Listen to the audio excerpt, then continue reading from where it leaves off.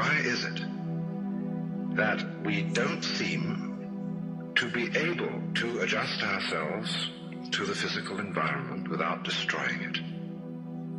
Why is it that in a way this culture represents in a unique fashion the law of diminishing returns, that our success is a failure, that we are building up, in other words, an enormous technological civilization which seems to promise the fulfillment of every wish almost at the touch of a button. And yet, as in so many fairy tales, when the wishes finally materialize, they're like fairy gold. They're not really material at all.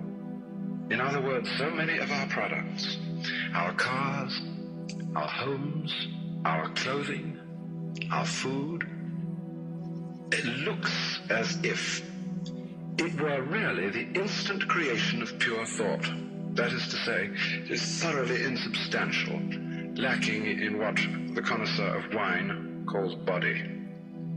And in so many other ways, the riches that we produce are ephemeral. And as a result of that, we're frustrated. We're terribly frustrated.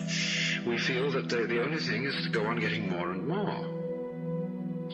And as a result of that, the whole landscape begins to look like the nursery of a spoiled child who's got too many toys and is bored with them and throws them away as fast as he gets them, plays them for a few minutes. Also, we're dedicated to a tremendous war on the basic material dimensions of time and space. We want to obliterate their limitations. We want to get everything done as fast as possible. We want to convert the rhythms and the skills of work into cash, which indeed you can buy something with, but you can't eat it. And then rush home to get away from work and begin the real business of life, to enjoy ourselves. You know, for the vast majority of American families, what seems to be the real point of life, what you rush home to get to, is to watch an electronic reproduction of life. You can't touch it. It doesn't smell, and it has no taste.